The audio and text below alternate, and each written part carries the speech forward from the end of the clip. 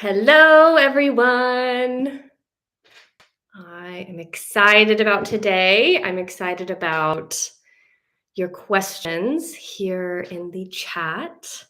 And so, if you have your birth chart, if you have your birth information, go ahead and get that out so you know kind of what to look at if I am talking about it. And then, if you have any questions about your chart, I am taking those questions today. So, some of the things I wanted to talk about is astrology from an intuitive standpoint. And by intuitive, I mean the Akashic records, kind of like your it's the blueprint to your soul. And so, one of the fun things I've been doing on Instagram, I don't know if you follow me over there.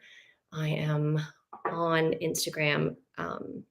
And I have been doing some really fun astrology readings where we have been going through the signs. I think I've done Jupiter, and then we just recently did the full moon in Leo, and really just getting into kind of a non-mainstream description of what the planets mean. And so if you guys have any questions in the chat about your chart, go ahead and put those in. I also was wanting to discuss things about later on. I was wanting to discuss, or whichever questions you have. It does not have to be astrology, but just put those in the chat and I will get to those in order. And I definitely wanted to also talk about um, entities and psychic attack and things like what to do when things get weird and what people go through, and they don't often talk about it. And so I wanted to get into that from my personal experience, my personal perspective. So hello, I have 9-7. Hi, how are you all doing? Showing up here. And let's see what I wanted to start with. Let me make sure that my lighting is right. Okay. Yeah. So, what I wanted to start with today is to really talk about the North Node. And I have mentioned this before, but that is what we look at for life purpose. And the North Node, the South Node is past lives. The things that aspect your North Node and your South Node will tell you about karma. And so that's where you look when you're looking at past lives and what you can see in your chart for why you came here. And hi, Mimi7914. Hello. Hello, Isabel Lopez. So, really, if you guys are looking at your chart, I would love to know where your Jupiter is. So, what your Jupiter sign, and the house. And we can just start there if you are wanting to talk about that. Otherwise, I can go into any other questions that you might have. So just let me know. When I am looking at Jupiter, where Jupiter is going right now, our current transits. So we have Jupiter in our natal chart, and then we also have Jupiter transit. So where Jupiter is right now, Jupiter had a position when we were born. And then where Jupiter is now is actually in Aries. And so interesting, Isabel said Jupiter is in Aries for you. So Jupiter, it really just came into Aries. And here pretty soon, Venus is also going to be in Aries. So Jupiter and Venus are going to be together in Aries. And Aries is actually a really beautiful fire kind of pioneer. It's something, Jupiter, Aries rules the head, and then Jupiter is an expansive planet. It's one of the benefics. And then Venus is also, it's like a good luck charm. Venus brings beauty. Jupiter can bring beauty too, but Venus is our classic beauty significator. And then Jupiter is where our abundance and luck lie. So those two planets being in Aries coming up here this year, it's about something new. We're going to have new luck. We're going to have a chance to create new luck. And if, like Isabel, you were born with Jupiter in Aries, then your abundance kind of lies when you step out into something new, when you act as the pioneer, and when you're doing something like flash in the pan, an idea that you get, it's kind of maybe creative or off the wall, but a gut feeling that you get and you act on it, that's where your abundance lies. So especially depending on whatever house that is, you said seventh house.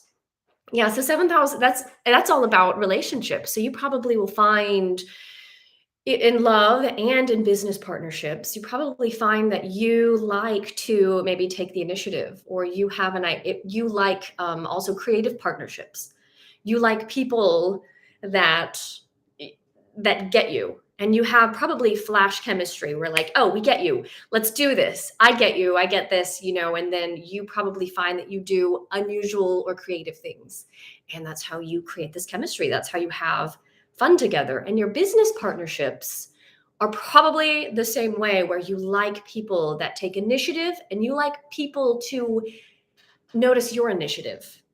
Jupiter and Aries in the seventh house, you want people to see that you're taking initiative, because that's where you expand, and you probably get opportunities from just going out there and kind of taking a leap of faith. That's where your opportunities are going to lie, in the business partnerships. So definitely that resonates. Thank you, Isabel. And Mimi, Jupiter and Taurus, that's really beautiful. The Jupiter and Taurus it's like your luck and abundance lies in the beauty of life. So think, Empress vibes, think bringing beauty to life and groundedness. You're going to be good. Jupiter and Taurus, you're going to have a lot of abundance when it comes to knowing kind of where your money comes in, and knowing how to take almost daily habits into creating abundance for yourself and expanding into that. So Jupiter and Taurus, I would say you're probably really good at structures and habits, and that, or at least that's where you find abundance, when you do find things where there's structure, and where there's groundedness. You're into the things that are out there that are cosmic, but you're able to really keep it grounded. You probably have a beautiful garden, or maybe you've always wanted one. So I love that. Hi, Therapy Outside the Box. Hello, Chris. Yes, harp. This is my harp. Let's see. Hi, Melissa. I see you. Yes, we have the harp in the frame this time. This is my new favorite thing to do. Harp and voice lessons have actually been getting back into music. And so I don't know if any of you guys resonate, but right now the planet is really being hit by this new frequency that is just, it's burning things up quick for us. It's not really letting us just kind of wallow around in the things we've always been doing. It's not really letting our resistance win anymore. It's pushing everything up to the surface. So it's been really uncomfortable, for people, for myself included, but it's really trying to clear out space, get us back to our true love. Like, what did you like to do as a child? What dreams did you give up? Do we need to get them back? Or what dreams do you have now? It's really trying to kind of clear out. It's like a cleansing energy on the planet, because we're moving into a new cycle. I think by the end of this year, there's a big shift. There's a big shift coming up astrologically in March, as soon as Pluto moves into Aquarius. So when that happens, whenever Pluto moves into a new sign, it's a big deal. It's in Capricorn now, and Pluto will be moving into Aquarius, and that's kind of what we're all waiting to see what happens in March for that move, because it is, just think, about the energy I just described of this new kind of frequency, just basically forcing a detox. Detoxes really are not comfortable, at least the first few days. But then when Pluto moves into Aquarius, it's almost got electricity. It's almost like a jolt, um, or a kind of like a lightning strike behind this change. And so you might find that these things happen quickly, that you're just like, I need to throw that out, I need to shift, I need to move over here, I need to go before, I need to go, back to my childhood. And so um I really just feel like this is the time to get back into our passions and get back into the things we have always loved. So I am, let's see. Okay, perfect. So, is anyone, how I would be curious to know what are you guys experiencing right now? Are you noticing this? Is it comfortable for you? Are we kind of pulling into a new set of creativity? Because that's really what Pluto in Aquarius is going to ask for us. It's going to ask that we transmute in a way it's transmuting our channel. So if you find that suddenly channeling is really coming online in a way that you always felt was there, you always knew was there, but maybe you didn't either use, or your intuition is going to be lightning fast, really. Ultimately, this is what this is doing. It is clearing the space for that. So I just wanted to make sure I touched on that. And then, hi, Isabel. I've been very creative lately, even in ways I've never explored before. Yeah. And it's really what this energy is asking of us. It's particularly, we're seeing it out, being played out in, politics, in the world spectrum. But what we're each feeling ourselves is really that. It's really asking us to explore new things and and also just, if you find that you have been running toward things that scare you, at this time right now, that's kind of what we're supposed to do. We're supposed to really stretch ourselves by going for what scares us. This is how we can move into those more creative abilities and get those things back. It's by putting ourselves out there in ways that scare us almost daily. Like, I feel like I do it all the time. So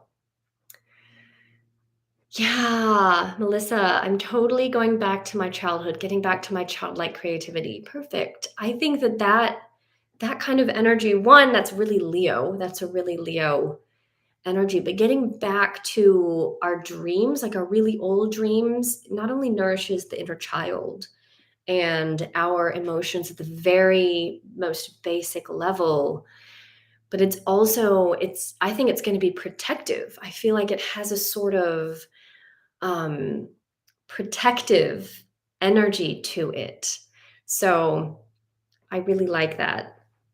And I feel like for me that's music. That's something that it's therapeutic for me. Not only is it protective, but it is also really a form of therapy, and that will kind of see us through these world changes as the world is kind of going a little bit nuts. What we have to do is we have to really find our center inside, and we have to really be able to get clear and centered with ourselves. And I really feel like that's, for me, it's through creativity.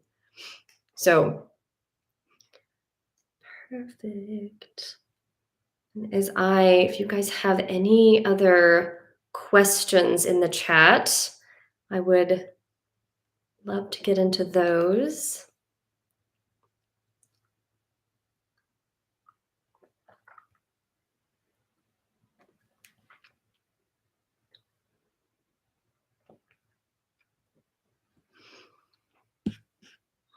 Because one of the things that I feel like really kind of scared me that I was planning on doing today was really just to go into this really without a plan, like really not I usually have lots of notes, and I feel like I meditate for like hours before. And today I really was just doing more of my own meditation and centering earlier today, and I really wanted to just see what it felt like to go in to this live without a plan and without feeling like I had control or I had it all written out. So that was going to be something that scared me. And so that's why I wanted to put that out there. I definitely want to get into some of the things that I wanted to get into today has to do with something that is near and dear to my heart. This has just been my life experience, my whole I feel like ever since I was born, I feel like I have kind of just been born in the situation where I've had to deal with entities and deal with psychic attacks and deal with almost, ongoing um entities around, living in haunted houses. I don't know if any of you guys have ever lived in a haunted house, but I just feel like I went from one haunted house to the next, to a haunted hotel, to it. I just feel like can't get away from this. And so I did want to address this.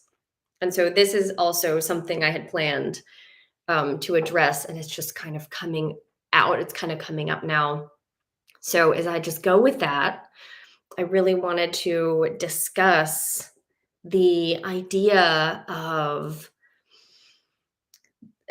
when it comes to haunted houses, when it comes to entities, something that I have learned, something that even my teacher, has talked about is that haunted people live in haunted houses. And it's hard. I've noticed a lot of people are like, and I too, I was feeling like, oh, I'm a victim to my house, or I'm a victim to, the ghosts in my house. And, oh, what can I do to clear the house?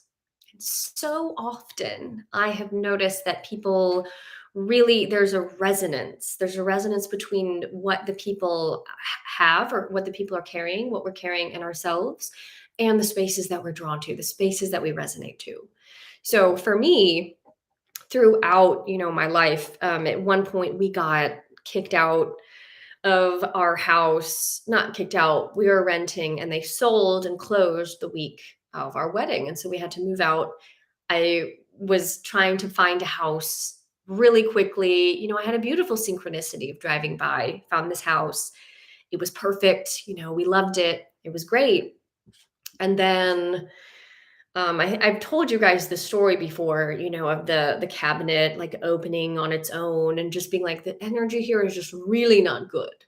And understanding that the way that I was attracted to the house really under duress. And it was it was at the bottom of this hill, like at the top of this hill, but at the bottom of a hill too. So it was back in the woods, didn't get a lot of sunlight. And so I really it was like a cave, and it was my meditation cave, and it was a 7, right? If you add up all the numbers in, an address, that's the house number. And if you do the numerology of that, it can be really interesting. But this was a house 7, so it was a spiritual focus. But what I noticed there was anytime I had a bad day, anytime I was in a bad place, I I would really see stuff. That is when I would see stuff kind of come around. And I just remember feeling like, okay, like, am I just attracting this? But really, I know that tends to be kind of a new age thing where they're like, oh, what are you attracting? Do you have bad energy? It it's a little ego. It's a little, that's a little spiritual ego if you think of things that way. So instead of thinking of it that way, I just realized that, entities it's good to know that entities are opportunists. And so whenever we are feeling bad, that is when they attack. That is when they come for you. And so come for you, so to speak. So I remember just laying in bed alone, I was really upset. I don't even remember what I was upset about. I was angry, I was sad. And then I just saw this thing like a ghost, but it was trying to be a person. So it was this ghost pretending to be a person, but its face was perfectly round. It was like in a perfectly round circle, and it was getting closer and closer and just staring at me, and I was just getting this creepy feeling like, okay, you're not a ghost. Like, this isn't a person.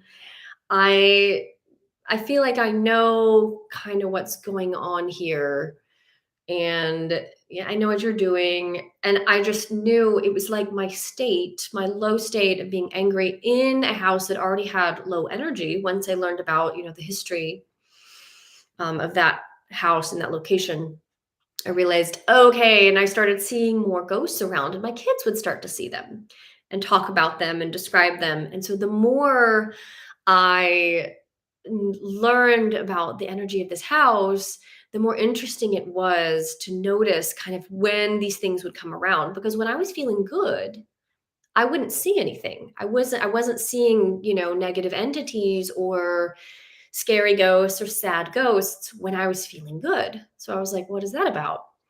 And then I realized, oh, this is what the resonance piece means. Like, it was really like strength training living there, because we really had to just be alert. Like, we couldn't really just have, if you live in a really haunted house, you have to be really aware of the things, going on within you, because you just have opportunists there.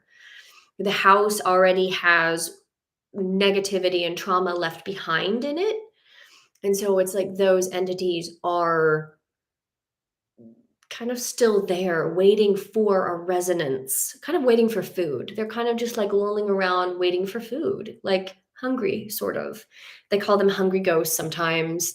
But when I realized that this is what was going on, and that's sort of predatory, nature of haunted houses, I also noticed that there was a big draw for psychic energy too.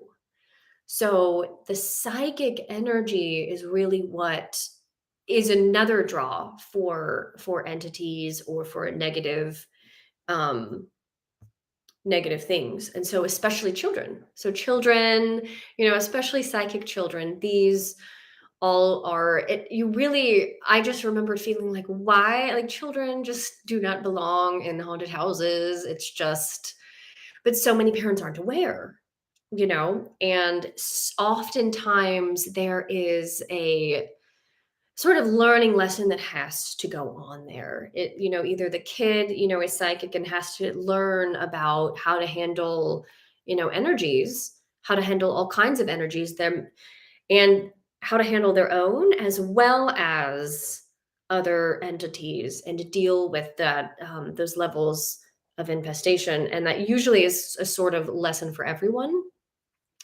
And so I noticed too that what I've seen, I've worked with clients before, and they move into a house that I'm like, oh, like super creepy. Like, I am just like, I don't get any good vibe. I'm asking other mediums. I'm like, what do you get from this house? And they get the same thing. I'm like, okay, it's not just me. This house, they're moving in. I don't say anything. And then I just notice that the ghosts that the energy that in Tennessee where I live, there's a lot of like racial issues, a lot of racist. There's lots of houses that have kind of like racial, you know, trauma. And this person moved into this house, and I just started noticing more and more almost like racist tendencies. Like, they were acting out, they were getting angrier, and the kids weren't doing well and all. And I wasn't trying to say anything, and no one was asking me if this was and no one was asking my opinion. These are all just like things that I'm like observing.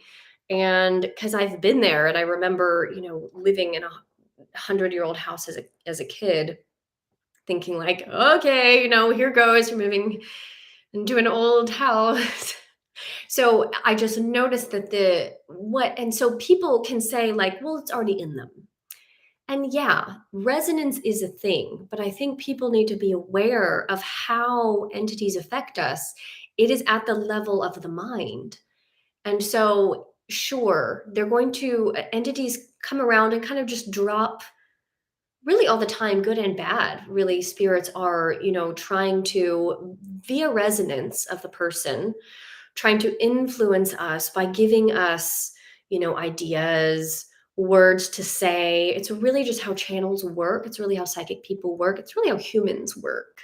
And so it is really up to us to hold a resonance that allows the good influences in, and it allows the good spirits to help us, that we're kind of open and in resonance with positive things and positive messages, positive beings, because they're there too. I'm just kind of drawing more clarity on the negative stuff, just because I get so much questions about this, and it seems to have been my whole childhood for lots of reasons, that you guys probably, it's already, you're probably already aware, just because of my background.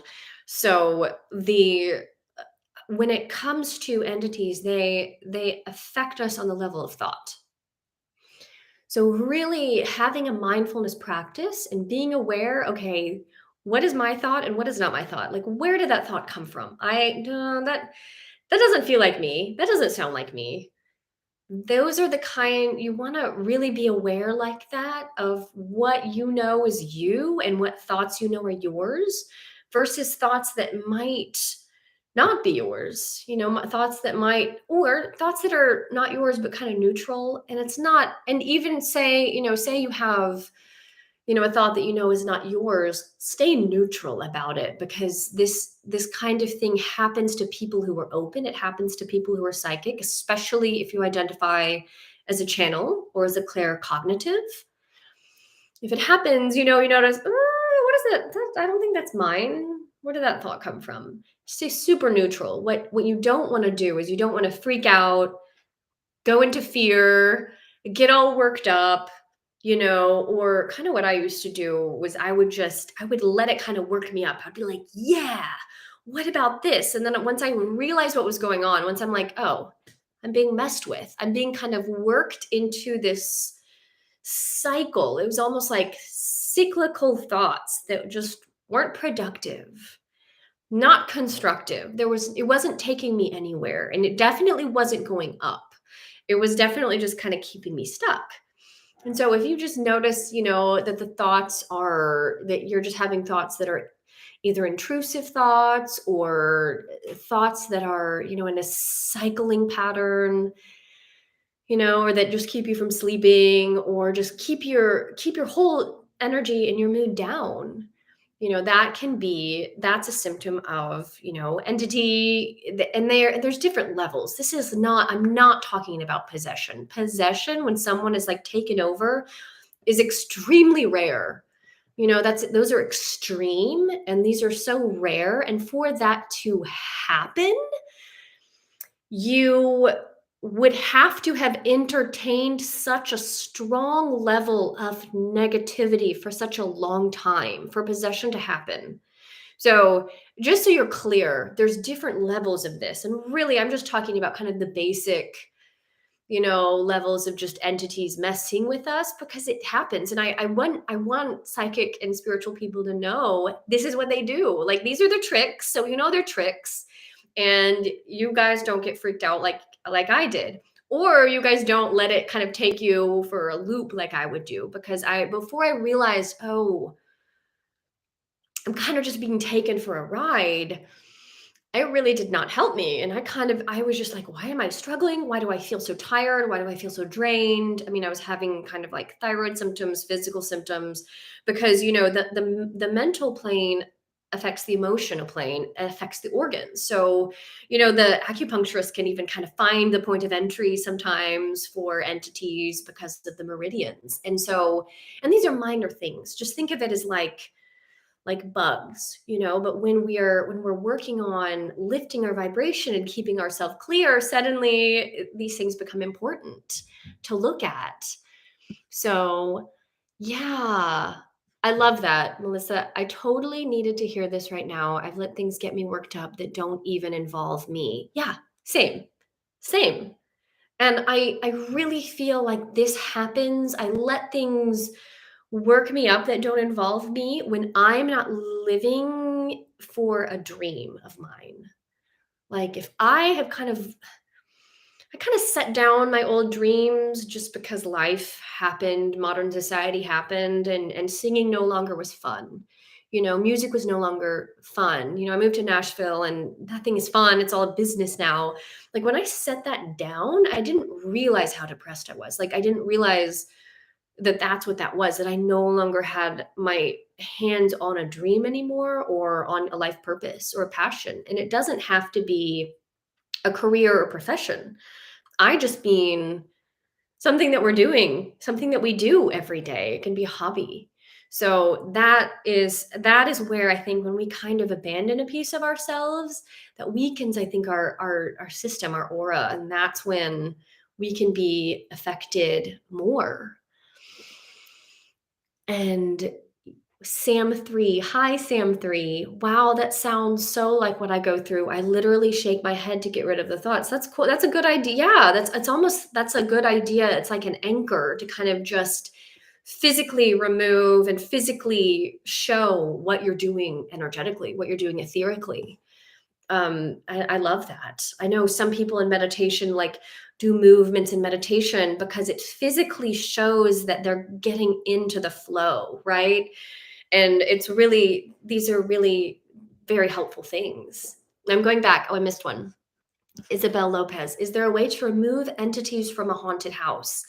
Yes, you absolutely can remove entities from a haunted house. Usually, when I have done this work, oftentimes it is attached to the person living there.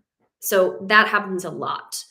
But sometimes, people move in and they don't realize, that there's a ghost kind of knocking around, until later. And with more benign spirits, like, just ghosts that have passed on and are kind of confused, those are actually pretty easy because what they just want to be heard. They just really want someone to come in there and hear their story and understand them. Be like, oh, you're just trying to get home. Oh, you're just trying to find your cat. Sometimes they're really, when I've gone in, oftentimes it's just ghosts that are just doing the same things over and over because they're kind of stuck in a loop. And when that happens, it's kind of about feeding the energy of light into their loop so that there's relief there and they're not as like stuck on a dense plane. Because so many times what I get when I talk to ghosts that are kind of stuck in houses is they have looked away from moving into heaven or into the light and transitioning into the next realm because they don't feel worthy, or they've been really heavily programmed by a religion that is full of guilt.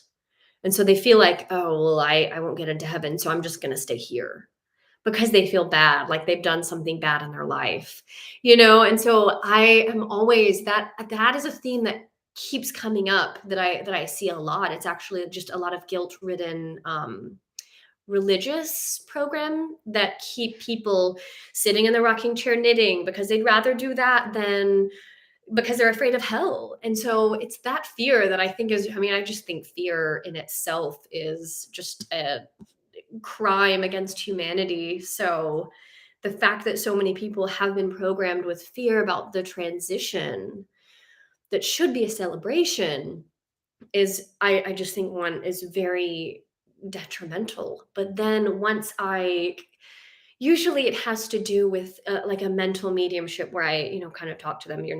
Going you're not going to hell, like there's heaven. And then I'll usually see their family members or their pets. They have people come and the light kind of envelops them. It kind of pulls them out of the loop. So you can have people come and do that for you. You can try it yourself, Isabel. You can kind of try, some more mediumship things yourself when it comes to haunted houses. And then when it comes to more serious entities, and that will happen too sometimes if something traumatic happened in the house or the land.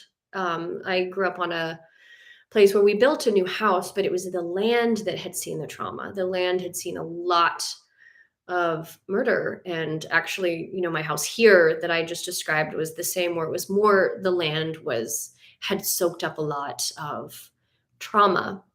And the spirits kind of trauma, they can sometimes tend to like glom together, and they create like a bigger, almost like an intelligence. It's not intelligence though, that's not the right word for it, but they can kind of come together, and it's really just a big pain body. Eckhart Tolle is one of my very favorite spiritual authors, but he talks about the pain body and how working with the pain body is really helpful, because then it kind of names the piece of us that's hurting.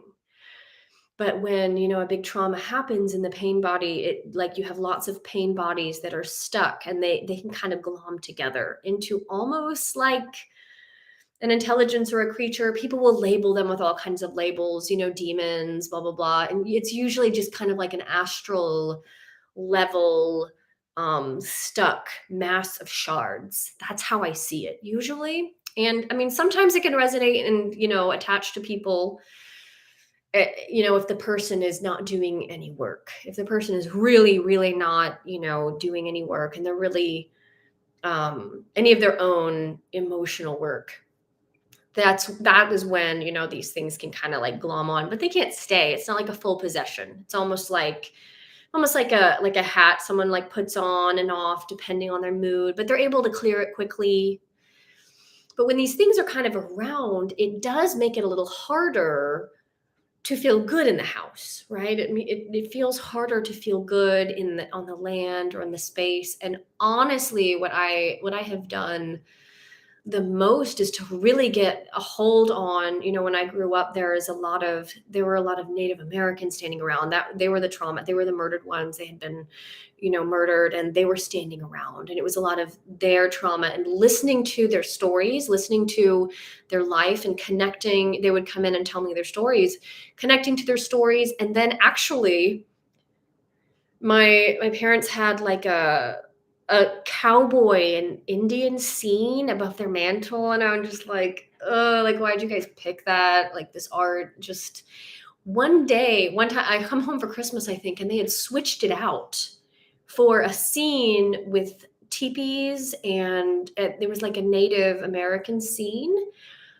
That house was noticeably better. The energy in the house was noticeably calmer, happier. There wasn't as much anger. And I thought that was really interesting. Sometimes we can sort of appease whatever, what the spirit that is hurting, if we're not constantly triggering it, and it calms down. Sometimes they were kind of like leaving on their own, I saw, because it's like they were able to rest, like their spirit was able, the hurt pieces of them were able to rest.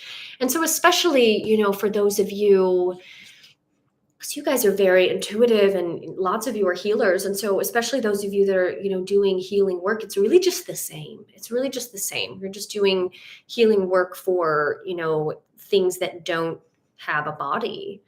And then for everything else, for things that are just kind of lingering, I like to, smudge, sage, do a proper, sage clearing, saging and clearing, and doing like using sustainably harvested sage that, I get from my elder, but doing kind of like what you want to do. What I learned by watching him do the clearing, it was really beautiful, is you get cedar or juniper, and you make a circle, almost like a womb, but you leave it open. And then you're creating like a portal outside. You do it on the ground outside. And then you go inside to the house you want to clear. If you're trying to remove entities from a haunted house, you go in a clockwise direction through the house, saging, and using like a feather or, incense, whatever you want to smudge with the whole house, all the corners go through the house in a clockwise direction and then out, and sage all the way out to the portal that you had left into the hole. And then you close it up, like you dump the sage ashes or the incense ashes into the portal, and then you close it with cedar. So you've created, it's like not only did you kind of clear it out, but you're not, so often people kind of just sweep things out the door and then just come right on back in. So once I saw my elder do that, I was like, oh, that's how you sage. That's what I have been doing wrong. Because people are like, does sage really work? And I'm like, well, no, I guess it's because it's not, maybe mine isn't sustainably harvested, and then once I did get some wild harvested sage, I realized, oh, it's because I'm not really putting it anywhere. I'm not closing up the portal. I'm not like sealing it and letting the earth soak it up, and then, properly thanking the earth for taking it. And so really, and just doing prayers of love and healing. I also really like, when it comes to entities in a haunted house, if you turn on YouTube or Spotify with music of, say, sacred chants, mantras, sacred chants, or just beautiful music, especially sacred music, and you just kind of fill the house with that, their entities are not going to stick around, and they're at least, at the very least, they're going to hide. The attic is usually where lots of entities hide too, so I like to keep lights on up there, or saging up there like regularly. Attics and basements, they tend to kind of be hiding places, depending on the house. It just depends.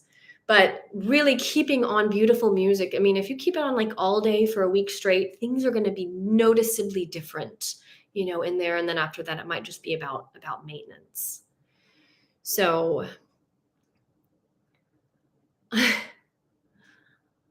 9-7. Yeah. Okay. Yeah, well, the number 9 and the seventh floor, 9 and 7, those are sacred numbers. And so if you look up the numerology of 9 and 7, and it's kind of your name too. It's like you're aware, like these numbers, they're really the higher frequency numbers. And then when it comes to psychic attacks too, in the house, a 7 house being spiritual, it will ask of you, to kind of step up step up your spirituality, kind of step up your resonance. And so it's trying to help you grow spiritually. I mean, psychic attacks ultimately kind of show where our weak defenses are. It shows, for me, it'd be like, oh, I overthink things and I tend to worry, right? At the very least, it shows us where our mental processes need work, like where my meditations need to go, or, oh, I'm insecure about this. The psychic attacks just pull that right up. And so that, I mean, 9 and 7, those numbers, it's really no joke. It's not that they're going to be any more probably haunted than any others. I do think actually house 7 is more prone to being haunted than the other numbers. But I do think if you come across a house, if you're house hunting, don't shy away from these numbers because of the numbers. That can also just drive you crazy. But definitely the numerology of 7 and 9 is trying to pull us into a higher vibration. These are higher vibrational numbers. They're sacred. And so really it's like, okay, you're here for a workout. An apartment 20. Yeah, I don't really know. I'm not really familiar with the numerology of 20, but I know that, 20 is an important number. Hi, Ian Cullen. I live at number 7. Second time in your life you've lived at number 7. Yeah. So I do think that too, we tend to kind of recreate karmas, that we started out with when we were kids. I remember feeling like, why did I, as a kid living in this 150, like it was 100-year-old house that had already burned down and been rebuilt. So it was even older than that. And I just remember feeling like, how irresponsible is it, to have kids and, such haunted houses when really it was a workout for me having to do with my purpose and really what I was coming here to do. And so it was really the strength training that I needed. It gave me the experience. I think experience is such the experience is the best teacher, and I feel like so often with the new age community, and I love the new age community, but I do like to, I do like to call things out where I think it can do better. I do this to everything, so don't feel attacked if you really identify with new age. But new age can be some sort of thank you, living well for less. Yeah, the when I when I'm looking at the new age and they talk about like, oh, well, you saw something dark and that's on you. That's resonance. That's not really what I mean. But when I'm saying, haunted people live in haunted houses, I'm not being like, well, you have a dark resonance. Like that is not that it's just not helpful. And it's not always true. Like no one really said, oh, well, wow, Jesus must have been dark. Look how much he got tortured. We're that's not the I think it's a little judgier than what it is. The truth, I think, is more complex. So I think that so often we come in with more difficult, and we come in for experiences. We're supposed to have trying experiences. We're really kind of here to see, okay, that entity has been messing with me for years, and it's not because that person is bad. It usually entities mess with people because they've been traumatized. It's usually due to trauma, and it's usually a victim situation. And so I would never want to judge someone for having an experience with an entity that was difficult, because I just think it's so common. Like I really think it is a common thing. If you're going to do any spiritual work at all, you just got to be ready for it. It's just there. I think owning the resonance piece is important, but it's not about victim blaming. Like I'm not saying like it's just and it's more complex. I think some people really come in needing to learn the ins and the outs of, entity attack and psychic attacks because they have a part to play with it later. They actually are meant to be like, okay, how is this working? Because I am going to, be doing like spirit releasements later. It's all the time. If you're going to be doing spirit releasements, it starts with your own exorcisms. If that is something, that you're drawn to, and who's really drawn to that? But I see it all the time where I'm like, oh, this person has, like exorcist energy. They're going to be like releasing entities. Like they have that ability. They kind of have like this like fire sword, kind of, it's like in their, it's in their arsenal. I'm like, oh, they have this ability. It almost always starts with levels of attacks that are crazy, and they have to learn the ins and outs and what not to do. And it's often, we often don't have teachers, or the teachers don't always know. And we kind of have to learn, oh, okay, we have to learn for ourselves because we're here to help other people with it. And so that is my two cents on that. And when I hear of, new age sort of ego or judging this sort of journey, I just think it's more complex than that. And I think that going into just really any level of spiritual arrogance is off track. If there's anything that I have learned now, I think the best spiritual teacher is humility. And working with grandiosity, actually, even on the spiritual path, has been part of my journey. So, for example, I'll just tell you guys, I'll just give myself away here. Like I will be meditating and communicating with my guides and receiving something, and a big message will come in, a message that I'm like, oh, it kind of comes in with like almost like pressure, but it just feels really bright and big, and it's almost like, oh, I know it's a big deal. what I tend to do first, what my ego tends to do is to make it about me. So, for example, it'll be a message like blah blah blah blah blah. You know, I can't I can't think of one that I necessarily want to share like right now for an example, but the message will come in and I'll be like, "Oh, I need to do it. This is about me." When really the message was just like, "This is going to happen." But my ego likes to make my messages about me, and so often part of my spiritual journey has been getting out of grandiosity and making everything about me, especially if you have lots of Leo placements in your chart.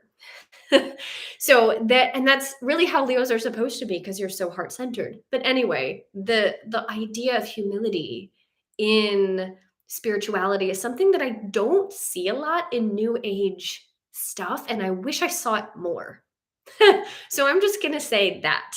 So when it comes to working on or working with entities and working on spiritual growth, really chasing vulnerability and getting into humility and ways, and or even doing things that scare you and just feeling the vulnerability, like I think that that can be one of the deepest spiritual teachers. So that is worth saying. Hi, menagerie of magic. Are there other things to do to clear a space if you are allergic to smoke? LOL, other than music. Yeah, so smoke is, you can also, I have seen sprays, you can use water. So you can get any kind of herb that is cleansing that you like. You can get it in a spray bottle, in a spray form. And water, I mean, I think sometimes water can actually be even more effective than smoke. And I would just do it the same as if it was smoke, just kind of waving the water particles, the water droplets through. And it's really just about the essence and the energy, the magic really of the herb working with the water. And water holds memory. And so really with water, you're sweeping out the memory of the negativity in the place. And I think that could be even more effective than smoke. Smoke just happens to be easy, and it have the symbolism of burning something up is super powerful.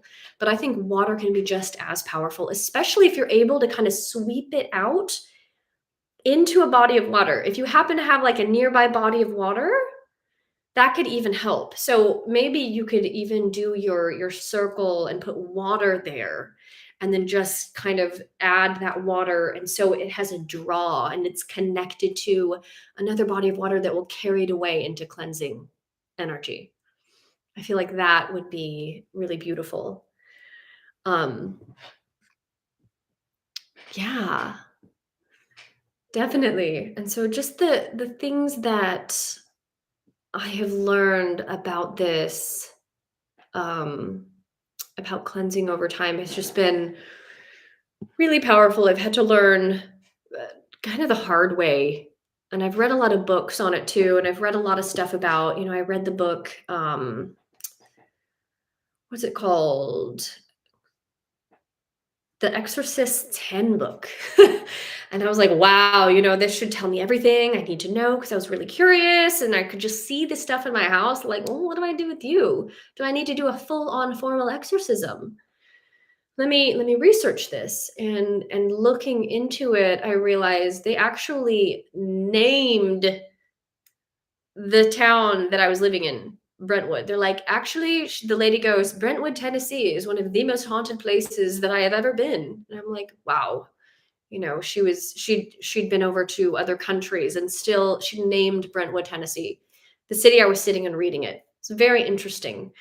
So just to know, one of the things that was mentioned was the layers of trauma. So when you have places where there's kind of trauma upon trauma, and the trauma layers on, it just creates even more of a difficult kind of feeling there.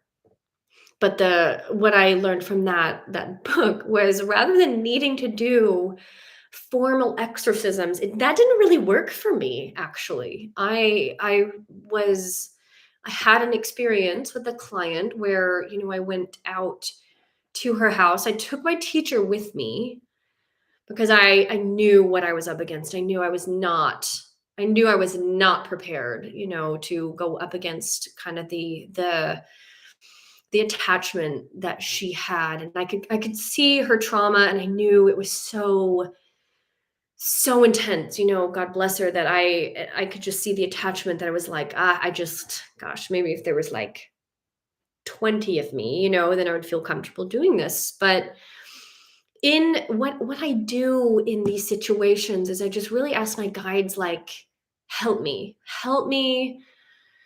ask my higher self to, really just lead the way. If I need to say no, if I need to just humbly say, no, I cannot handle that, I will do it. Absolutely. But in this case, they were saying, let this be your teacher. Let this experience be your teacher. So I just went into it like, I am just learning. I'm staying really open to spirit, listening and just learning, and going into the situation that I know is way over my head. And I mean, she was hearing, and I know you, I know some of you know this story, but um, there was growling in the walls, like it was really, really strong, and you could feel it just walking in there. And so I getting closer, and I had my teacher with me. I'm like, please come. I had to like hunt her down and like beg her to help me, because I just knew that I couldn't do this alone. But really what I learned was lots of formal, exorcist techniques, they can work, but it wasn't really necessary, at least not for me. And the big formal techniques, I think, really work when you're doing a lot of them, when you're doing a lot of this work, and you really just kind of need to have your protection set up for you. And really what I got into was, if you go in with you mindfully, with your protection, with your higher self, and you help them lift up their energy, and you're really just helping them do their own exorcism. And that's really where my that's really where my philosophy lies, is that if I'm going to do anything, I'm going to help people keep themselves clear. And that is, I think, more important, or keep their own houses clear, keep their own um spaces clear, and just in a clear resonance, just because this stuff was just introduced to me, like literally like shoved into me at such a young age, that I feel like I've just had to live a life of like staying clear and just pushing stuff out. Like, that is not me. This is not how I feel. This is not what I think. And having kind of using that as a mantra, knowing like, no, that is not how I feel. No, this is not what I think, kind of pushes, it creates boundaries, and it kind of shows, entities that would be trying to like mess with you, that you have a boundary. And it's because of, my programming, the way I was raised, and the trauma that I had as a kid, that I wasn't able to have those boundaries up naturally. And so that, anytime someone is like blaming someone else for, being dark or having an entity attachment, it's like, I mean, you might as well be, kicking someone when they're down, or like blaming them for having trauma, because that is where that's the entry point. That is where things mess with you, is when they kick us when we're down. Entities are opportunists, and they come in where our trauma is.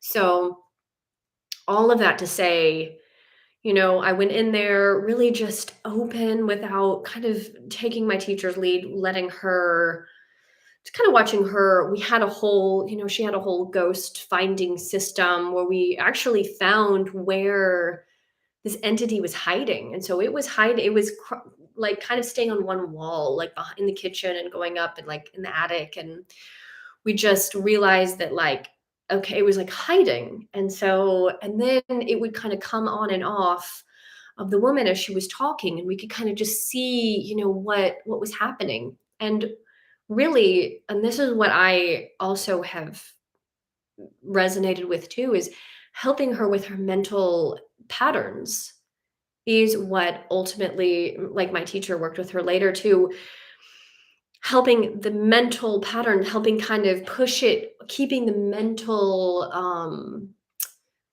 activity disciplined is what can help the most when it comes to keeping yourself clear, especially if you're, a psychic or channel, a sensitive or a claircognitive, especially if you are very up in the mind, you have a strong mental body, really having discipline at the level of the mind, not letting yourself overthink, not letting yourself go to dark places, not entertaining those things, but instead keeping a focus, almost like not blinders, but keeping your focus on positive things mentally can really affect the emotional body and the way that we stay clear. So really just keeping there other things like sage and other tools really help, but if we're not disciplined at the level of the mind, it's pointless. Like if we're not going to sort of maybe change things about our environment or change habits for our physical body. I mean, exercise can help keeping things moving. I know that that really helps me. Those, if we're not willing to do that, then I mean, it's like all the sage in the world won't really do that for us. It's not going to make the changes and make the moves for us. So that was a big realization for me personally.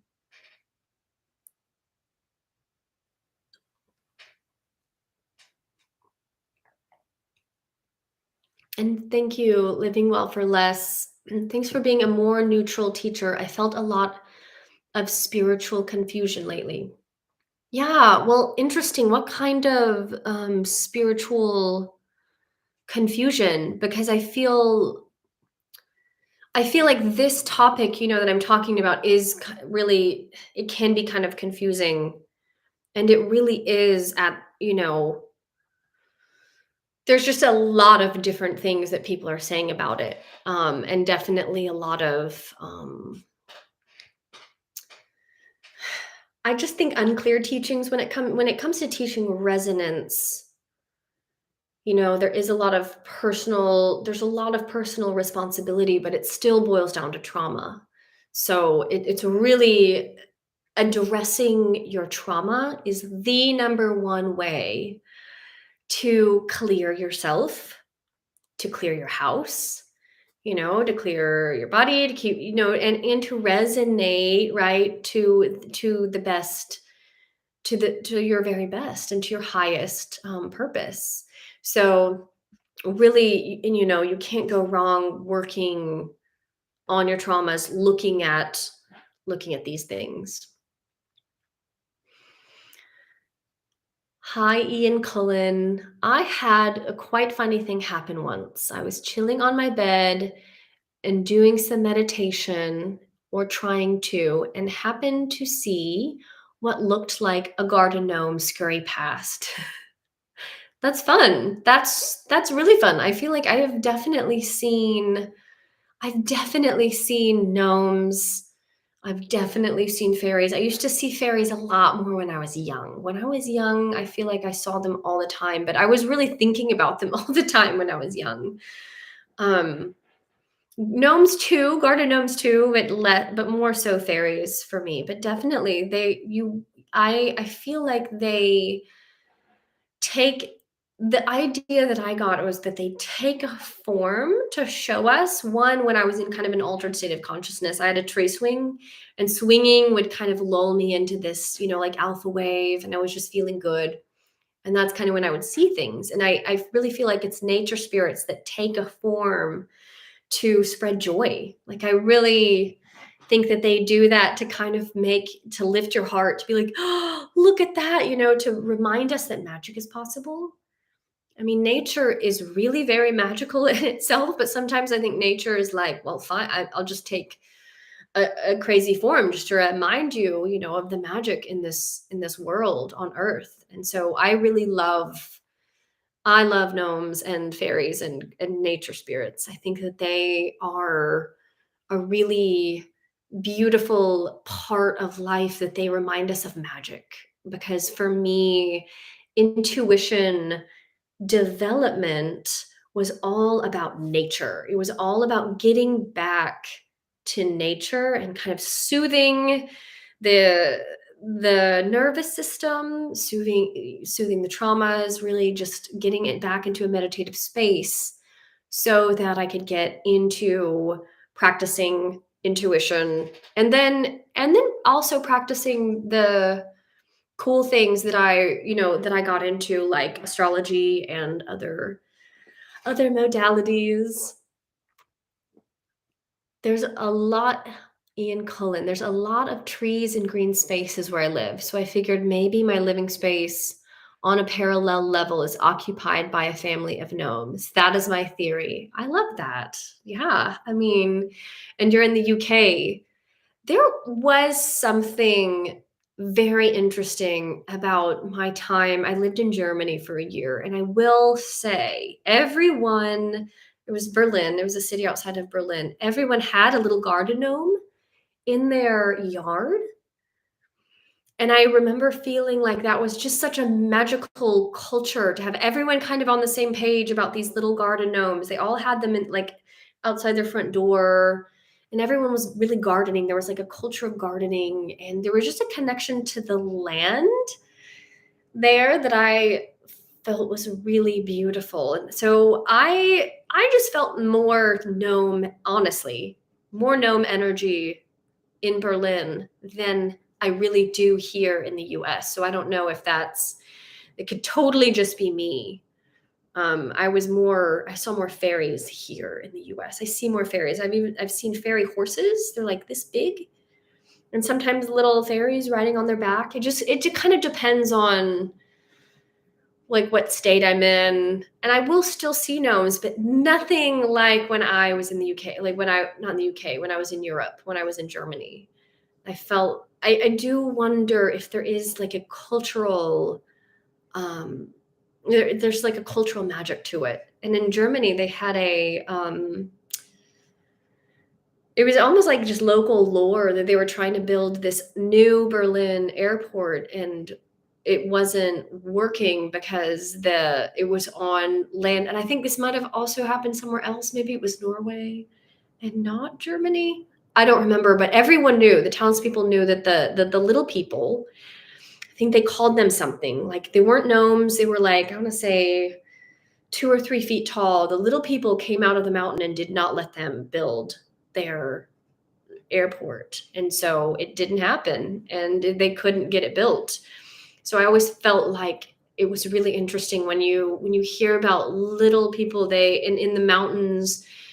You have that almost everywhere. You have that, I think, in like all around the world. You have this idea of these little kind of elementals, but they live in another realm or like on another plane. And so, but they will kind of keep their land sacred. They don't really want you to build on it. And I think it might be, like you said, maybe something was, built, the homes were there first, and so they're making themselves known. So that's I always think that that's fun when that happens.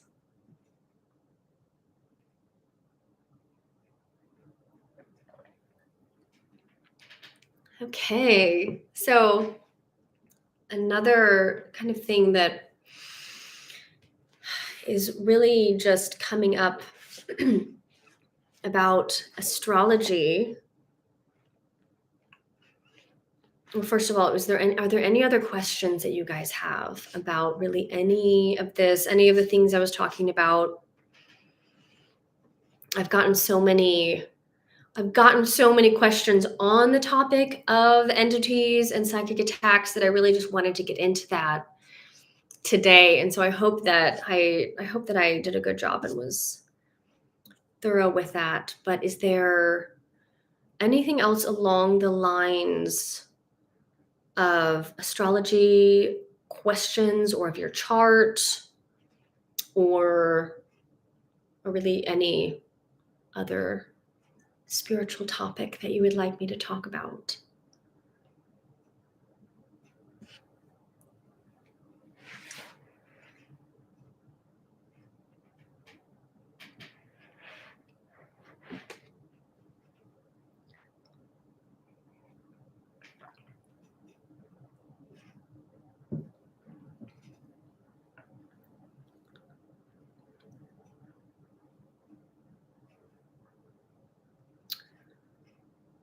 Yeah, well, that I like your point, living well for less. I guess the confusion I have felt is feeling someone I've listened to so much, starting to feel very much in ego. Well, thank you you have that humility and I need that. Well, thank you for saying that. That is humility is something that I actively work on, and it has been a journey. It's not I don't feel like it's really natural for me. Like, I just being honest, I feel like I have to kind of remind my ego, like, stop it. Stop it. Don't be like that. Just cool off. This is not about you. You're not supposed to go out there and do that. This is what's going to happen. The message is just telling you what's coming up. This is not about you being, saving the world, even though I would like to. So humility, I think, is something that has to be cultivated, especially if you've been listening to someone for a long time. And that has happened to me so many times. I will say I can get really I can just get really disappointed with people sometimes. And I often really and but it is true that people, especially, people in the spiritual realm, people change and they shift and their energy shifts, as they grow. And it can be sometimes what I have noticed, not so much now, this is way more in the past, is I've noticed I feel like people would get really burnt out. And it's almost like if people are doing something, and it can really be anything, it doesn't have to just be like YouTube spiritual people or anything like that. It can be really any art, any art can suddenly just be like, oh, I'm done here. And if people aren't taking the cue and pivoting where they need to pivot, like, I need to do something differently, or I need to do more of this and less of this. And if people kind of just keep pushing because they've already built up either like a fan base, or they've just already built up so much momentum that it's habit, I'll notice that they just kind of feel burnt out, and then it's just sort of fizzles. And so that's something that I really have to watch out for myself, is like, okay, what can I do that is still organic and natural, and not, I'm not pushing myself. And sometimes I will admit, sometimes I have to kind of push myself to be like, okay, I'm nervous, but I'm going to do it anyway, just showing up. But it's beyond that. I mean, I feel like sometimes when people are burnt out, it and there's a pivot that has to be made. We have to always, as artists, as any kind of artist, we have to always be in the flow state. We have to always be open to kind of taking direction from spirit and willing to pivot in and out of things, that resonate or not. And I really just I like when I see people do that. I like when I see people have the humility that they're like, okay, I'm doing this over here now. I'm quitting this and I'm doing this, just because I think it's part of it. I really do think that it's part of especially the intuitive trajectory is, we build up momentum with intuition. And for me, like, I had to kind of almost prove to myself that I could do it. And then, working with clients over time, it was really beautiful. And then it no longer needed to be something that I like pushed or promoted, and I could kind of scale back and focus, elsewhere. And really my heart was really taking me to more toward astrology and studying, this. And so I kind of pivoted, and I think we have to. I think when it comes to intuition, it's about niche. It's not about, pushing yourself and like forcing something to happen, or it's not about really pushing at all. It's really about just staying open and staying in the flow state and staying in the flow state long enough to find your niche, whether that be, maybe you really are the medium that has always seen ghosts since you were a child, and you were talking to imaginary friends your whole life, and you just have a big message, and that's your message, and that lights up your soul. Then it's beautiful, right? And there's other people that can do it, but their guides are really trying to push them toward a niche of like, you're supposed to take your intuition into this field. You're supposed to take your intuition over here. And it's not necessarily the reader. It doesn't have to be, oh, I do psychic readings now. It doesn't have to be there. When it comes to intuition development, that's really about, it's a core heart thing. And it's really about taking your intuition into whatever it is that you love.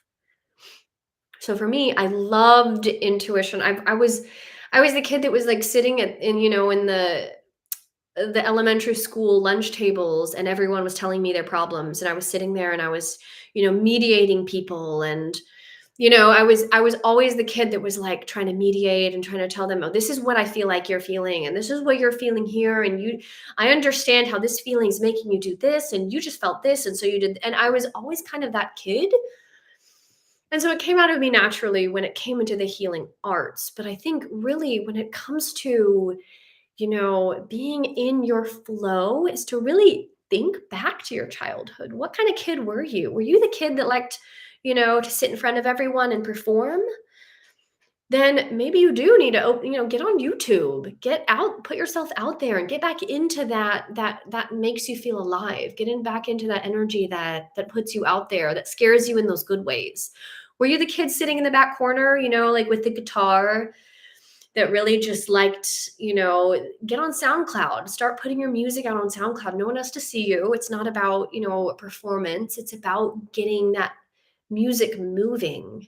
So it's really just about, finding your niche. My dad's an Aries, super producer, hard worker. He likes to create. He carves, he whittles, So for a while when I was a kid, there was like little carvings like all over the house, and he was always going, moving. Can't loved working. Like it felt like it was definitely probably also a trauma response, but also in true Aries fashion, the wheels have to keep moving. You have to keep going. And so with him, it's like it's kind of turned into like building. He likes to build things. He's always, he's built houses, or he likes to design the houses that gets built. It's like it's always kind of the same thing, but in different ways. And so I find that sometimes if we're not in the flow of how to pivot, to stay true to our niche and to stay true to what, where our guides are pulling us along our trajectory, that can be where we freeze. That can be kind of where our timeline gets stuck because we're trying to hold ourselves in one spot. It's comfortable, it's our comfort zone, and then I think that's when maybe sometimes like the ego starts being felt, or like the judgy comments, because the person isn't really being true, to their own self. And maybe the ego tries to protect us. It's just, that's what it does. It tries to keep us out of fear, out of trouble. And so that was a long tangent on that, but I do think, I'm glad you brought it up, because I think that's a big deal. And especially right now, when I started intuition development, I also felt a lot of pressure to compete.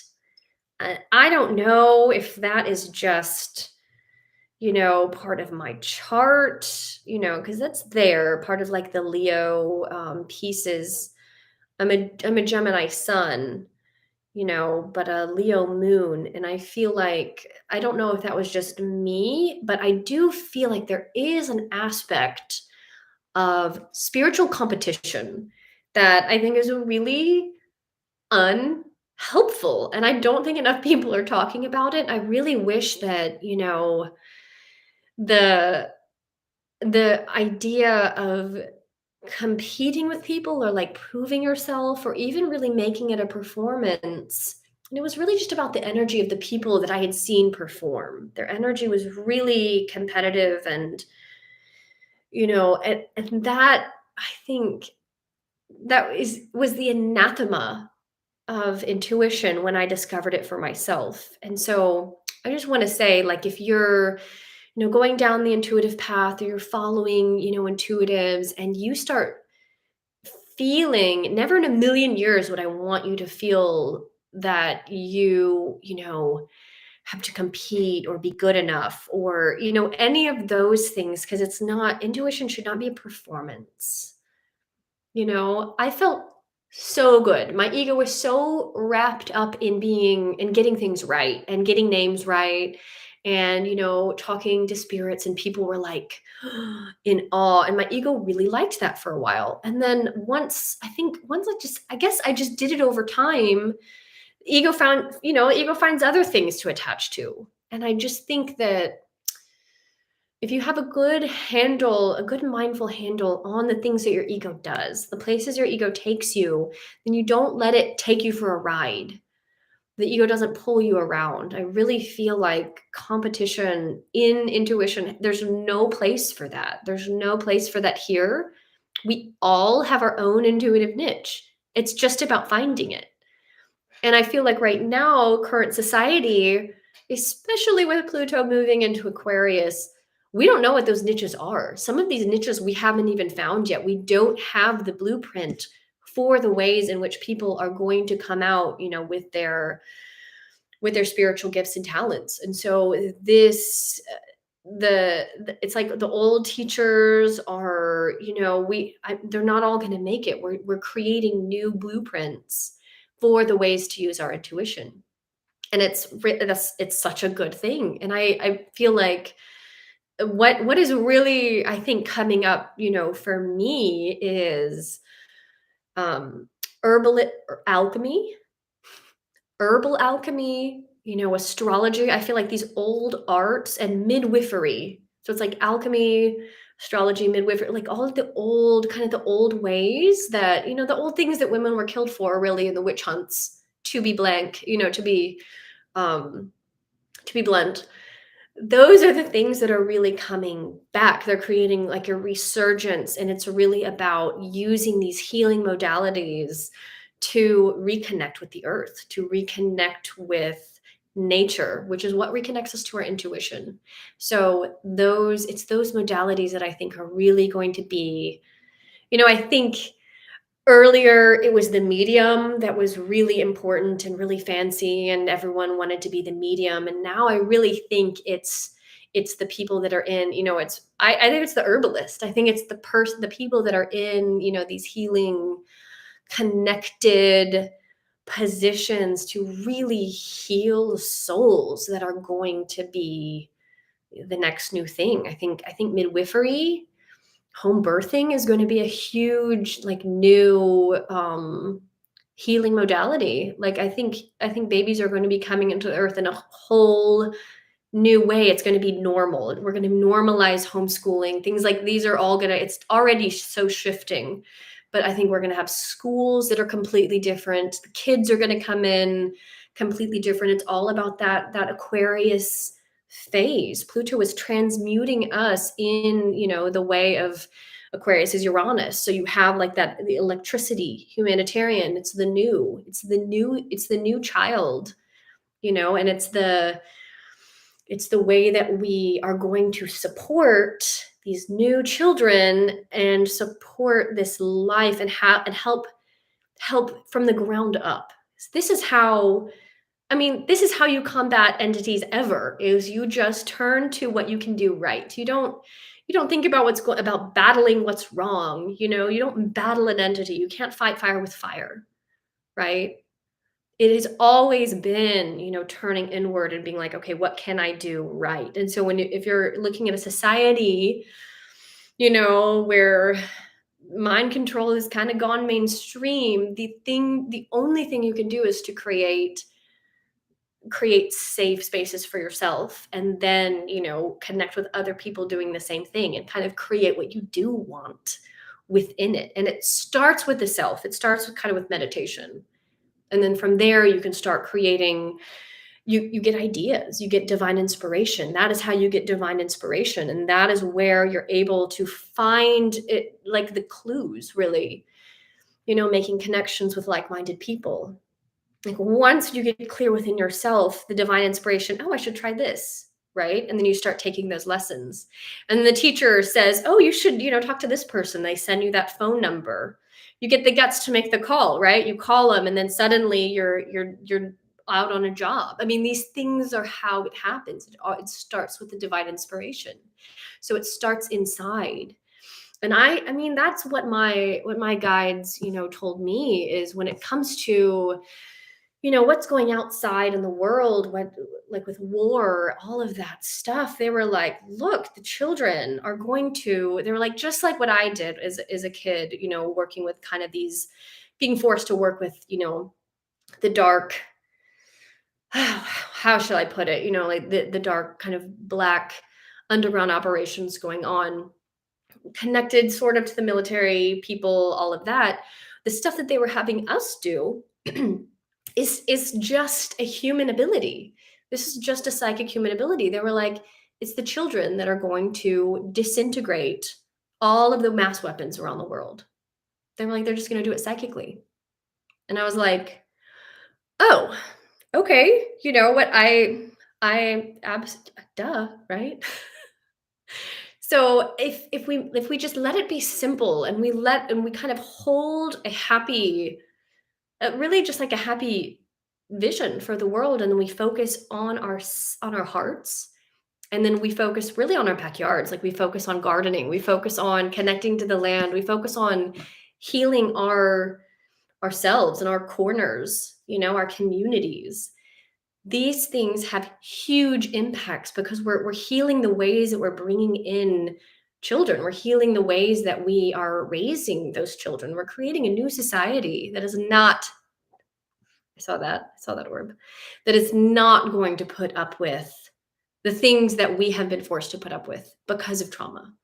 So it has to do with, we've been doing this trauma work for long enough. It is going to pay off. And so the trauma work helps us connect to high beings, and these high beings have way more power than anything, anything negative. So it's really just staying out of the fear. It's having the mental discipline to stay out of the fear and not let yourself go into it. Like for me, I did for a long time. I no longer do a lot of research on, the dark stuff. I hold the opinion that if I am supposed to know about it, and a lot of it happened to me, so it's like I don't really have to research it.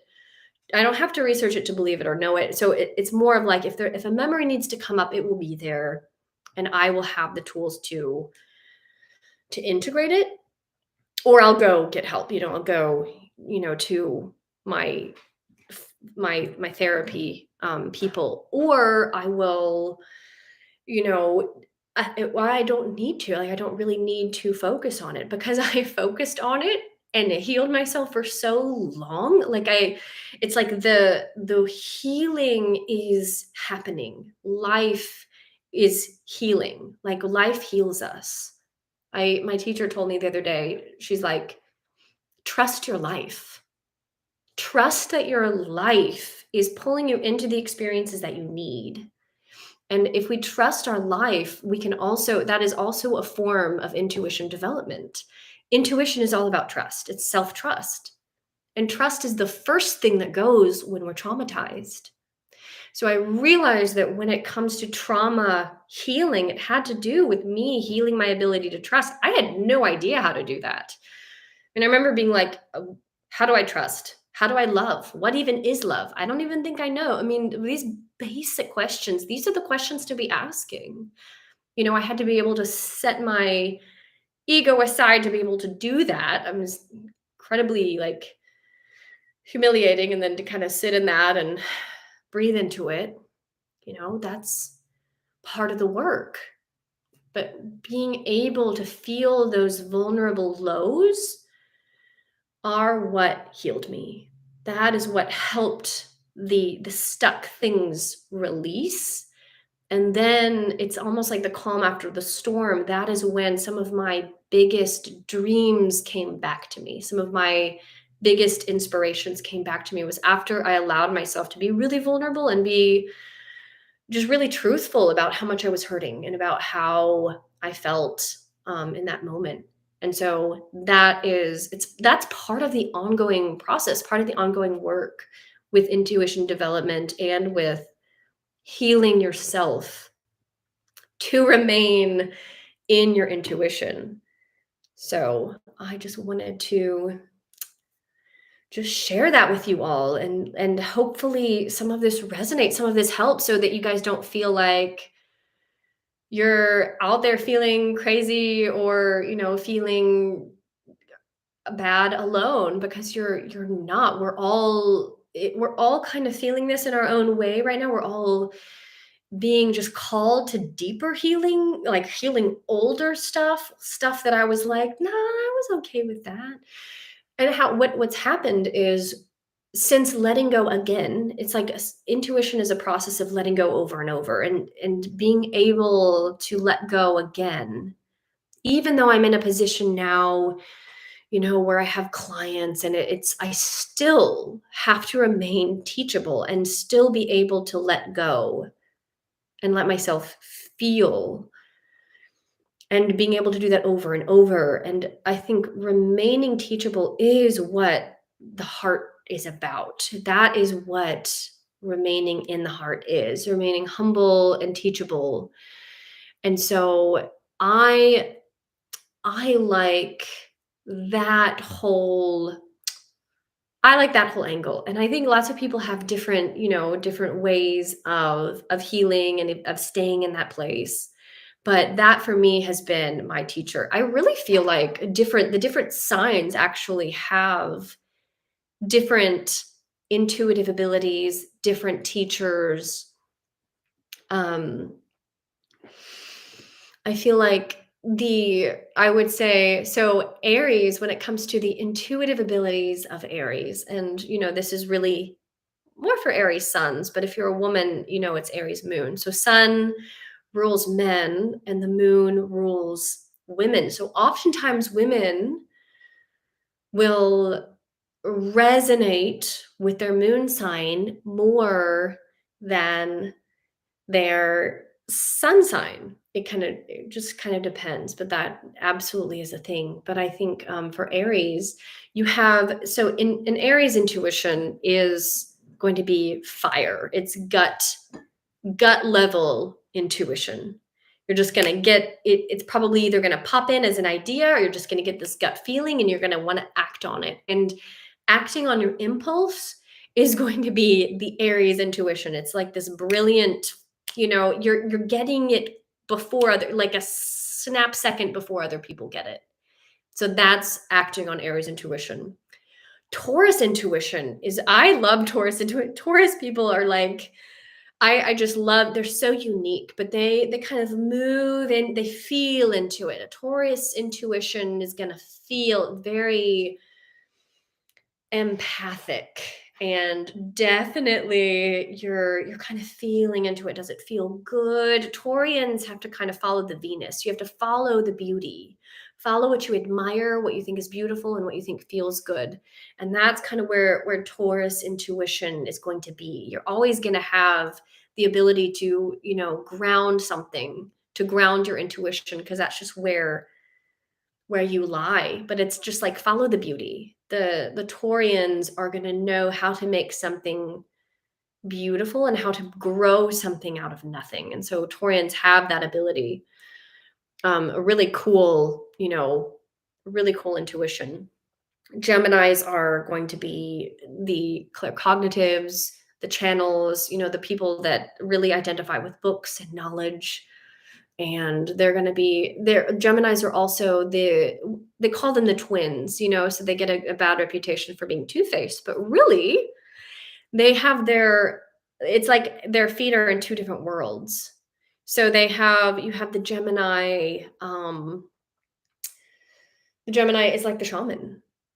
So think of like the channel shaman. The Gemini is going to be able to kind of switch from one topic to the other, from one plane to the other. And that's what they're supposed to do. They're here getting earthly experience so that they can dovetail.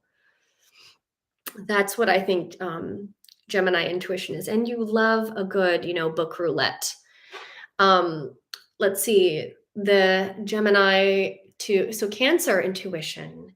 Cancer is super intuitive. Cancer is like the number one, intuitive sign of the zodiac. So Cancer, it's all about feeling. You're going to have to address your emotions. You're going to be you're the nurturers of the zodiac. So wherever you feel like you're able to nurture, you're the empaths. You're also the most likely to be kind of overstimulated with feeling, and you're going to have to probably put up a lot more boundaries than you want to. Cancers are the empaths. Oftentimes Cancers, you're the mediums too. Often don't realize it. So just know that about you guys you're just on it. You're just psychic. Leos are psychic in a fiery way too. It's a little different than Aries. It's not going to be it's not going to be the first impulse. Leos are going to have to feel it through the heart. So Leos, it's going to be an impulsive, feeling, but Leos are going to want to run it through other people. So Leos like to talk it out. Leos like to discuss, and they like for their ideas to be seen and heard. And so it's almost like, I know what I think when I hear what I say or read what I write. Leos are it's a gut level intuition. It's a clear cognition I think it has a lot to do with writing. It has a lot to do with like channeled writing. And then Virgos are another earth sign, mutable earth sign though. So Virgos are, you guys have kind of a healing intuition. You guys kind of know how to get to the heart of the matter. Your analytical organization is all about the mind. So you're very clear cognitive. You know what you're doing. But Virgos have like this ability to be clairvoyant in a subtle way. That it's like if they don't know, it's like before they know it, they're going to see what's wrong with the situation. They're going to see what's wrong with the person and what they need. And so the Virgos have to really know that is what they do. It's similar to Scorpio, but different. It's not quite so like psychic as much as it is more. I mean, it's still psychic, but it's more the level of the mind rather than the level of the feeling. Okay. So the Virgos are super clear cognitive, super, psychic thought. And then when it goes to Virgo, after Virgo's Libra. Yeah. So the Virgo, and then moving to the Libra being another air sign. The Libras are the people, the conversationalists. You guys again when I think of Libra psychic ability, Libras are like the channels, and they really start channeling when they're with other people. They really like to have that human contact, that in-person human contact where similar to Leo a little, but Libra is just like, when someone else says something, then they get their hit, and it turns into like, how they have its scales, it's a balance, but it's a back and forth. It's a back and forth. And what you give to a Libra, they turn into something beautiful, tangible, and understandable and hand it back to you. They're able to help you make sense of things. They're some of the best counselors, mediators. So Libra has their own sort of, it's almost like a language intuition that is just beautiful. So it's like a form of claircognition. So thank you guys. Yeah. So you guys are like, I feel this. I agree. Totally. Awesome. Well, good. Thank you. I love that.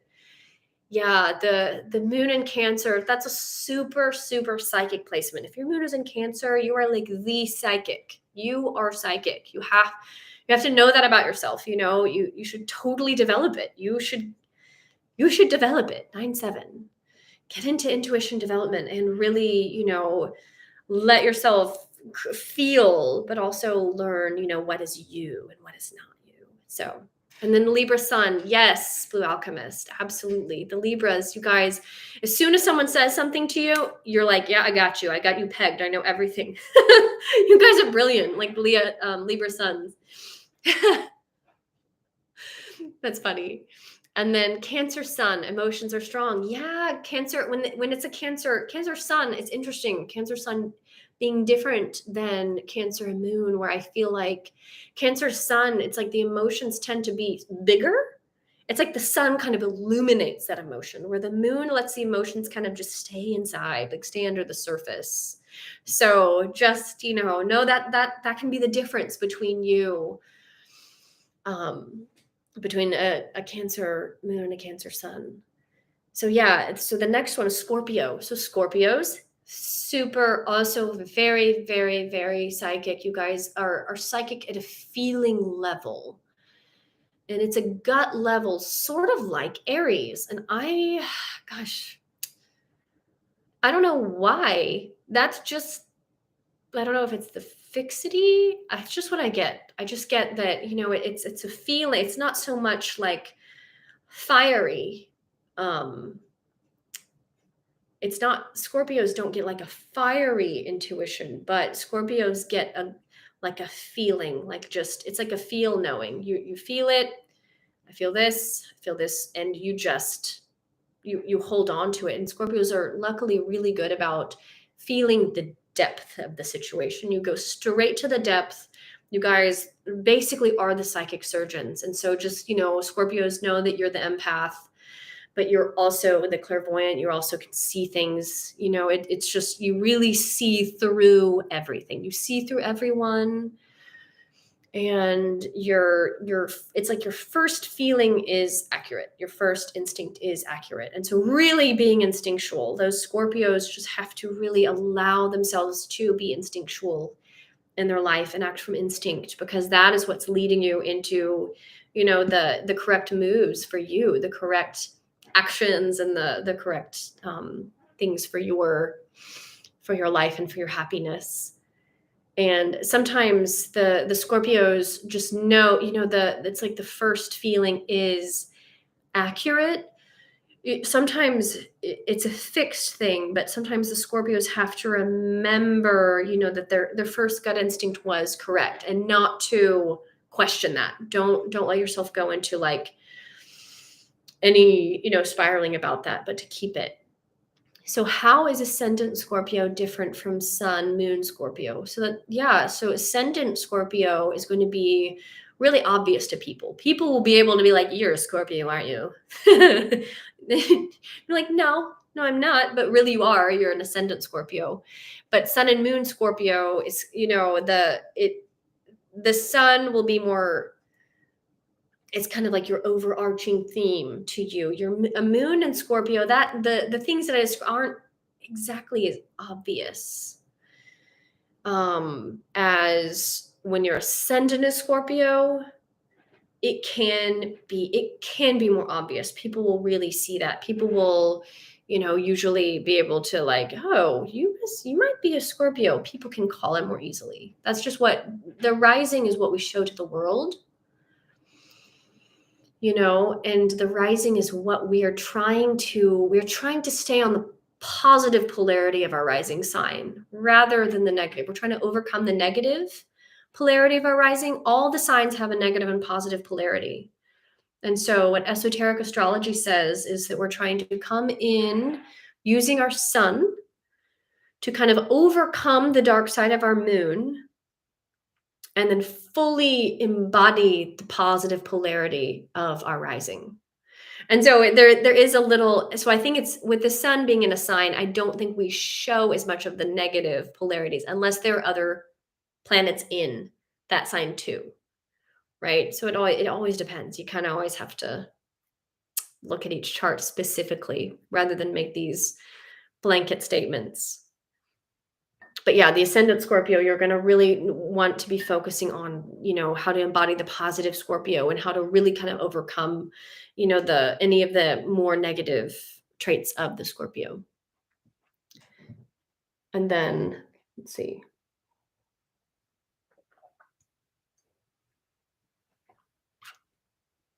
Okay, the next Sagittarius. So the Sagittarius is going to be, it's like you guys are like the psychic, you guys are like the teachers. You're the intuitive teachers. Sagittarians have a quest, and really staying on your quest is what allows your intuition to feel safe and happy and moving. You want, I think that, any of my messages about finding your dreams and following them, Sagittarians have to do it. You guys have to know, you have to have a goal, and so your intuitive abilities really kind of can flourish when you have a goal, when you're moving. And that's just, yeah, that's that's part of the Sagittarius thing. I get you guys are ruled by Jupiter, and so really just wherever your intuition just lies in like expansive thought and being able to really just dream big and follow your imagination, follow kind of like the rabbits of your claircognition, because that is where, and clairvoyance really, that's where it wants to take you. And the Capricorn, so the Capricorn intuition, Capricorns are actually extremely intuitive. Capricorns are super, super, you guys are, Capricorns are super intuitive. Some of the most, psychic people that I know have been Capricorn. So it's an earth sign, but what's funny is the Capricorn, a Capricorn is actually a water goat. So you're thinking of two elements that don't belong. Capricorns kind of they're ruled by Saturn because you have these two polarities that are trying to kind of mash. You have this mountain goat and then you have this fish, and you're like, let's put them together. That's a Capricorn. So the Capricorn is a mythical creature, and you guys are really kind of here to pull polarities, this polarity and this polarity. So your intuition from the Capricorns that I have known, you guys have always been really emotional. Real Capricorns are very emotional. It's like they would never want anyone to know it, but you can't help but really have this emotional undercurrent. And so you really just follow your gut. You really know in like an instinctual intuition.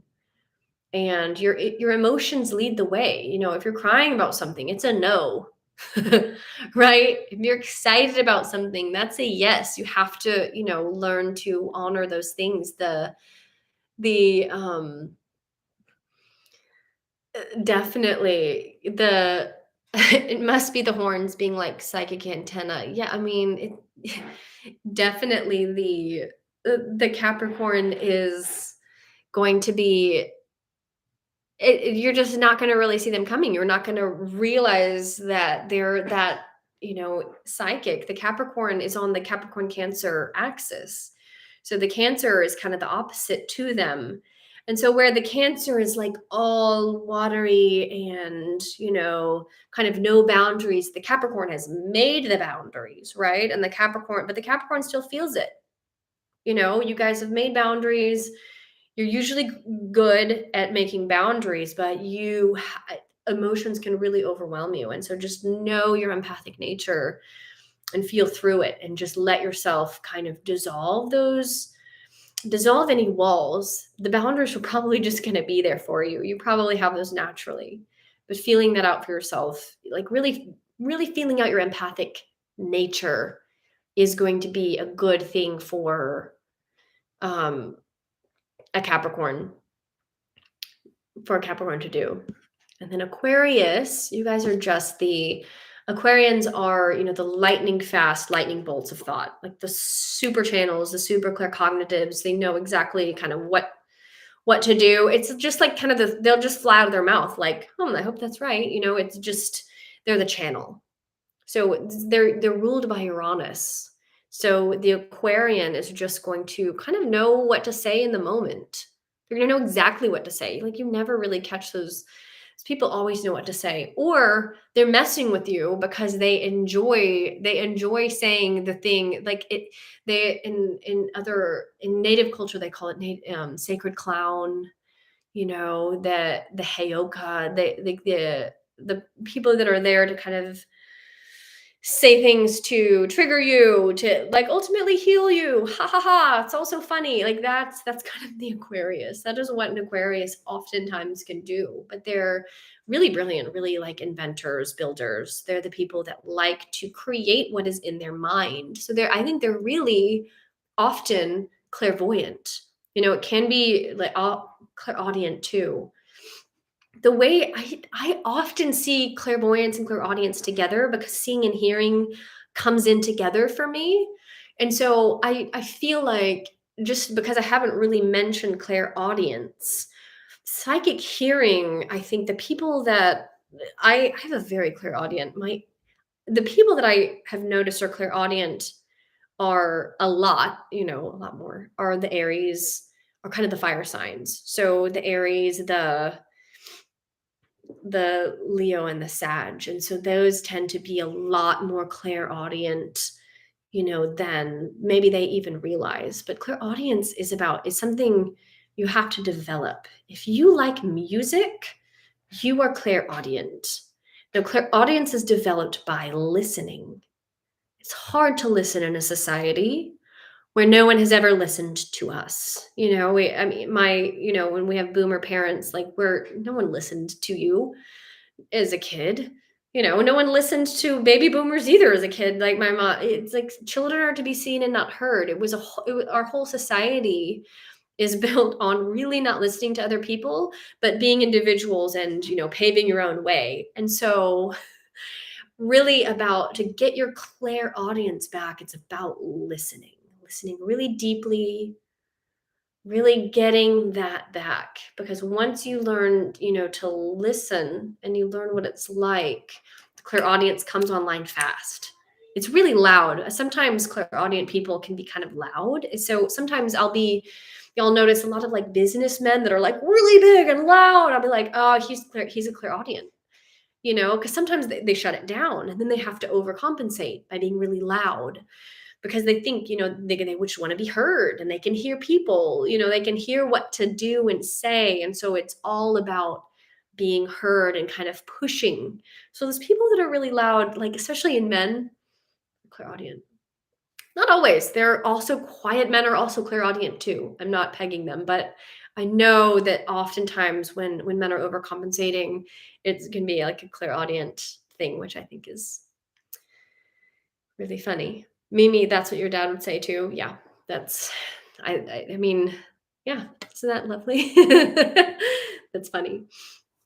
Yeah. And then last but not least, the Pisces. The Pisces, I put you and Cancer often in the same category. Pisces are extremely, extremely psychic.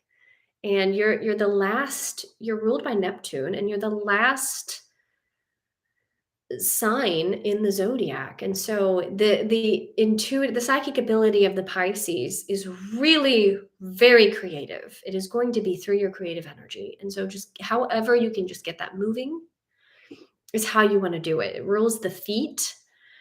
I have a sister-in-law who's a Pisces, and she teaches a Indian form of temple dance that it's all about stomping the feet. It's like one of the most perfect Pisces activities to open up the channels and, feeling the feet on the ground.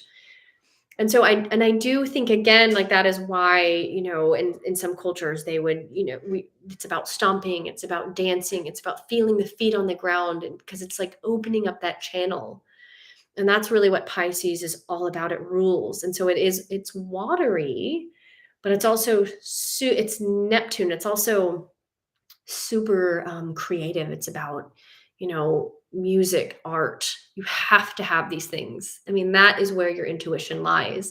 Melissa, yay, I forgot you're a Pisces. Why did I totally forgot you're a Pisces. Yeah, I don't know. So that is really you're just the artist. Yeah, Pisces are the artists, and moon Pisces people are very, very psychic people, very naturally psychic people. So whenever I see, moon in Cancer or moon in Pisces, I know, oh, that person's psychic. Hope they know it. I shall tell them if they don't. No, just kidding. But I love Pisces, and I love it. Pisces don't like, they're so psychic, and like they don't have boundaries to such an extent that they really don't like being like cornered or called out or like pushed, in any way. So just know, like, as a Pisces, discipline happens to be the Melissa, I have abnormally large feet. That's really funny. That's really funny. I mean, Pisces is ruling you, but like, again, like, discipline is the thing for Pisces because you're so open and boundaryless, and art is just, the world is your artist oyster. It's like you guys can do anything artistic. You probably have more than one artistic ability, and that's what makes things hard for a Pisces, is because not only could you be, the psychic, but you also could be an artist. You also could do this other art form, and you're probably a musician, and you might like to act.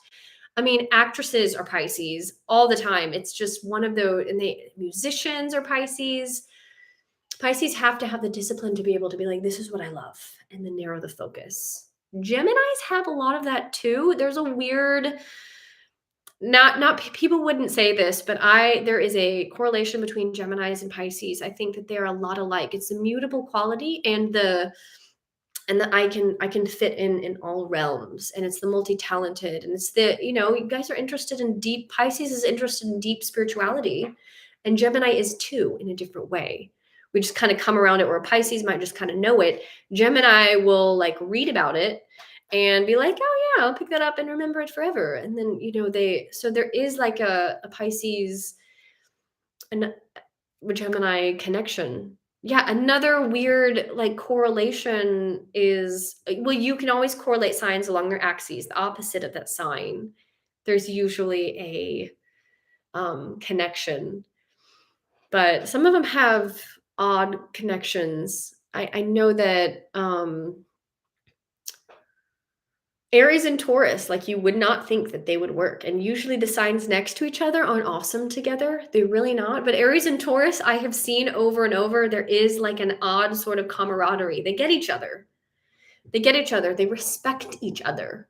So I just think that that's a funny thing. Tamara. Hi, Tamara. My mom is a Pisces. When we were little, she would turn on the music, cook, and dance with us in the kitchen. That is amazing. I love that. I also like to do those things, and I'm a Gemini. So I'm like, if I have to be in the kitchen cooking, I want music on, and we best be dancing. I think that's how you do life. I love that. Thank you for sharing that. So yeah, that is my take on the intuitive abilities across the signs, and just kind of the general way that you guys will feel it, and the general kind of expression of the signs. So there's so much more to it than that. Your chart really charts it out exactly. But if you look at your moon and see what your intuition is with your moon, and then your sun and your rising, you get like at least a picture.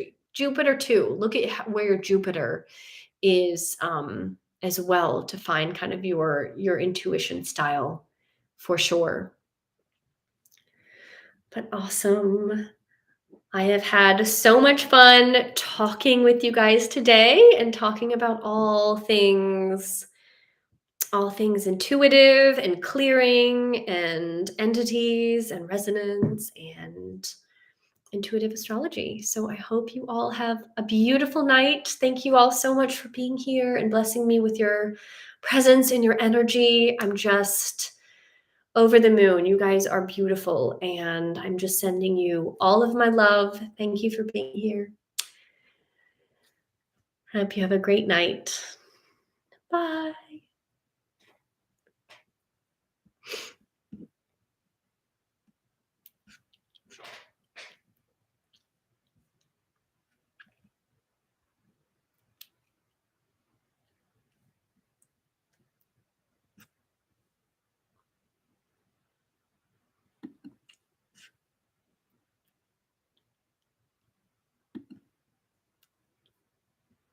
Bye. Thank you all.